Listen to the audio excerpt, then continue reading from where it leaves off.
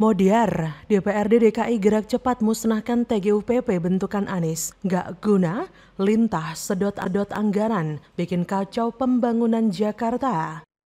Dari gabungan itu harus hilang.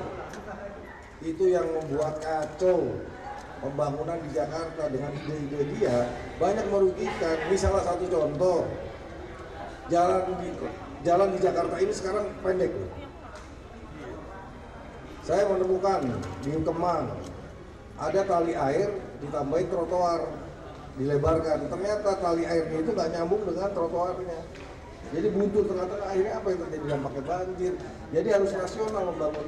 Yang mana sih yang perlu dibangun? Pinggir daerah di Jakarta juga semua harus dapat persamaan pembangunan. Jangan cuma di tengah kota, hanya casing aja kelihatannya bagus, tapi di pinggir-pinggirnya jelek. Nah, yang kayak gitu nggak boleh tuh. Ketua DPRD DKI Jakarta Prasetyo Edi Marsudi mengkritik keberadaan tim gubernur untuk percepatan pembangunan TGUPP. Ia meminta agar TGUPP dihilangkan saja karena dianggap merugikan pembangunan di Jakarta. Hal itu disampaikan Pras usai menghadiri rapat pimpinan gabungan Rapimgab yang menyepakati 3 nama kader PJ Gubernur DKI Selasa 13 September. Politikus PDIP itu menyoroti keberadaan trotoar yang tidak tersambung dengan tali air di kawasan Kemang Jaksel merupakan ide TGUPP yang dieksekusi pemerintah daerah. Pras menilai ini sebagai salah satu proyek gagal yang digagas oleh TGUPP karena menyebabkan banjir. Pras lantas meminta Pemprov DKI berpikir rasional dalam melaksanakan pembangunan, khususnya di pinggiran Jakarta. Pasalnya Pras menyoroti pembangunan kota masa kini hanya berpusat di tengah kota, tanpa memperdulikan kesejahteraan warga yang berada di pinggiran. Pras memandang TGUPP di era pemerintahan Anies sangatlah berbeda dengan Joko Widodo sewaktu menjabat sebagai Gubernur DKI. Kala itu kata dia, Jokowi memberdayakan para pegawai kompeten yang sebentar lagi memasuki masa pensiun. Ia lantas mendorong agar TGUPP dihilangkan dari Pemprov DKI Jakarta. Ia memandang Pemprov DKI tidak kekurangan stok aparatur sipil negara yang pintar dan kompeten. Ia juga memastikan TGUPP yang bertugas saat ini akan berakhir usai masa jabatan Anies sebagai gubernur berakhir. Cadas memang. Jujur ya, saya ingin tanya sebenarnya apa sih fungsi dari TGUPP itu? Bantu kerjaannya Anies kah? Lantas apa fungsinya gubernur dan wakil gubernur kalau begitu? Kalau bisanya hanya suruh orang lain yang kerja, pedagang bakpao juga bisa. Tinggal kasih duit saja. Kalau bayar gaji pakai uang sendiri nggak apa-apa, tapi ini pakai duit rakyat loh, buat bayar suruhannya. Siapa yang tidak dongkol? Bukan hanya itu saja, TGUPP juga sempat dituding menjadi penyebab dibalik enggannya ratusan pegawai negeri sipil DKI Jakarta untuk mengikuti lelang 17 jabatan tingkat eselon 2 yang digelar. Ketua fraksi PDIP DKI Gembong Warsono menduga ratusan PNS tersebut enggan ikut lelang jabatan karena perannya nanti tetap akan didominasi oleh tim khusus dari Anies tersebut.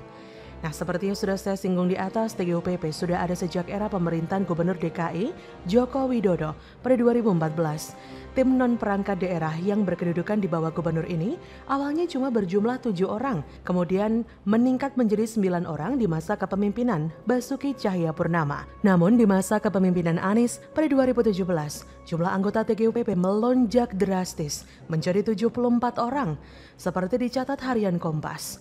Dengan meningkatnya jumlah anggota, anggaran yang dikeluarkan untuk TGUPP pun otomatis meningkat tajam.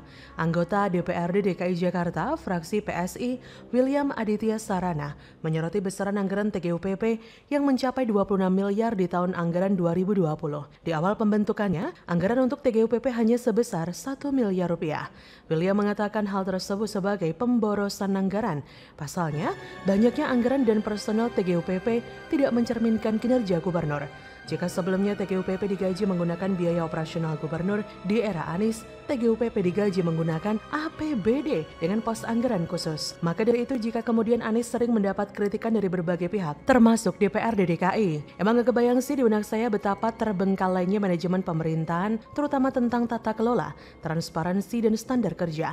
Dana yang seharusnya digunakan untuk rakyat, malah digunakan dihambur-hamburkan untuk menggaji orang-orang yang gak jelas kinerjanya apa. Biarlah waktu yang menjawab dan seluruh masyarakat Indonesia yang menilai mana pemimpin yang bekerja pakai hati nurani dan mana yang bekerja karena utang budi. Meskipun DPRD DKI terlambat merespon hal ini, tapi nggak apa-apa, yang terpenting TGUPP dibubarkan dan tidak ada lagi APBD yang terbuang. Jadi bagaimana menurut Anda?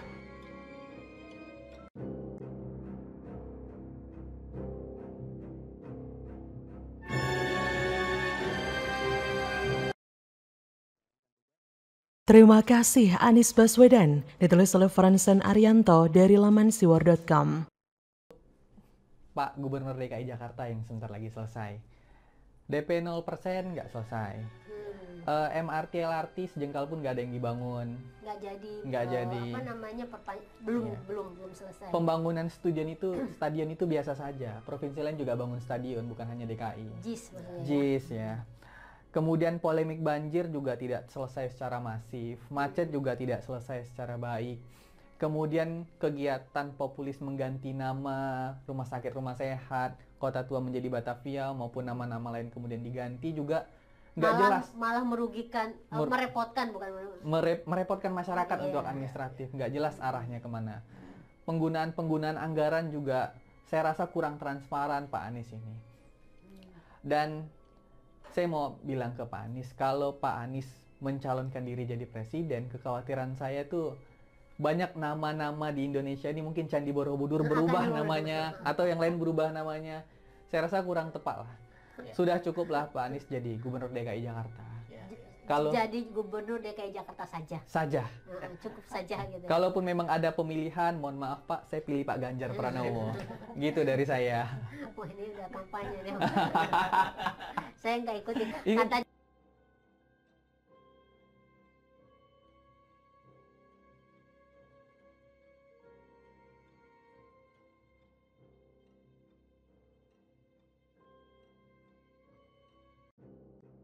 Terima kasih Anies Baswedan, karena darimu kami bisa belajar bahwa jangan sampai kekuasaan diberikan kepada orang yang salah, karena bisa membuat hancur sebuah kota yang sebelumnya mulai tertata.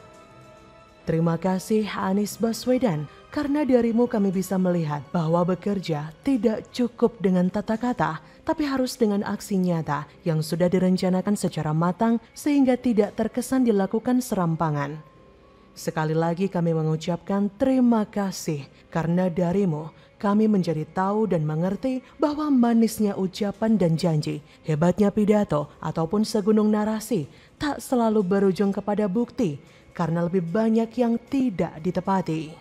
Kami pun bisa mengucap syukur meski perkataanmu seringkali ngawur tanpa penilaian yang terukur dan terkesan takabur.